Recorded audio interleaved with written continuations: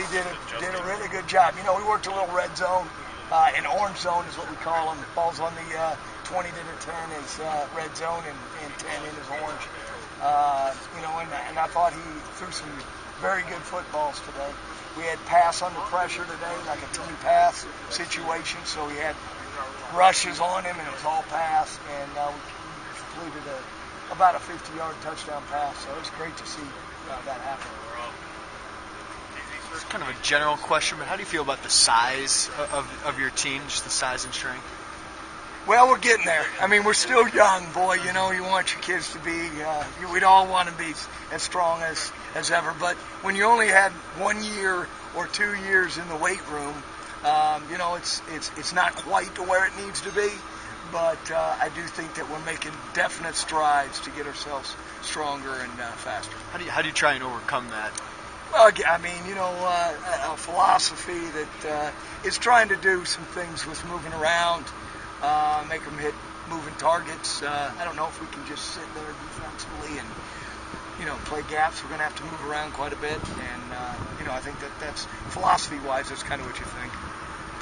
Defensive line, just any backup in particular, kind of staying out. I thought DJ Smoot did a great job again this morning. Kenny Nelson, Tico Powell. You know, those guys, I really can't say Kenny Nelson or Tico Powell are backups because they can compete to be starters. DJ Smoot for being a new guy coming in.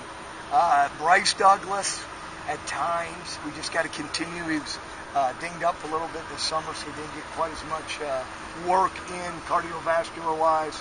And, of course, being a big 310-pounder, 320-pounder, he needs a little bit of that. But you do see that he has great hands and can strike.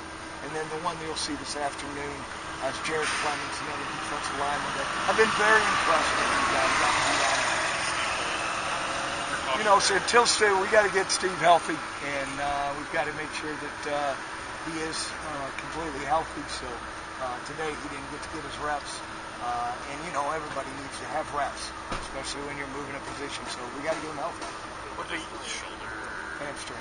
Yeah, hamstring. With the youth on the D-line, how important is it to have an experienced coach like Coach Colby? I think it's huge. I mean, Coach Colby knows Illini, and he knows orange and blue. He's been here. He understands it as a coach and as a player. He's been a coordinator. He's been in Saban's system. You know, I just think he does a fabulous job relating to players and getting the best out of them. Full pads tomorrow, is it just ease them into it? I mean, you know how practices are now, guys. I mean, it's just like you're practicing in full pads all the time. It's just a thing that we'll put on and get them ready. And I know we got the commissioner coming in on Saturday, so we're excited about him coming in here for practice. So it'll get him a little acclimated for when the commission comes in. When he comes in, what are you guys trying to chat about? Well, I think this team needs to understand the importance of our commissioner and what he means to not only the University of Illinois, but what he means to the community and the conference.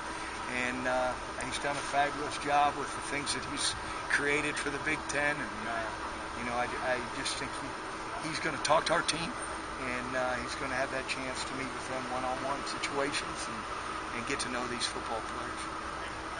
What is it about Houston Bates that makes him such a good fit at Leah? I think first and foremost, is the way that his football intelligence. Mm-hmm. He does a great job of understanding fits, understanding where his leverage must be, and then his first two steps are quick. So it's great to see him playing that Leo position, which gives him an opportunity to rush the passer a little more than he did last year at linebacker. And what's going on behind him? I mean, how do you feel about the depth there? That's the fight. I mean, DJ Woods has, you know, made leaps and bounds in a year. And then, hey, Schmoot, you know, Paul James, there's got to be somebody that can step in and play. Will you cross-train those guys? I mean, are they going to... No, they'll work. The freshmen? Yeah. They'll stay one spot. One position. They're freshmen. Right. They're 18 years old. We're going to stick with one thing. A lot of recruits yesterday. I know you can't talk specifically about them, but just how nice to get them here. Awesome. I mean, the unique thing about this state is that the state requires a week off. So you are able to utilize that week when you're practicing to bring recruits here. I think we've done a good job.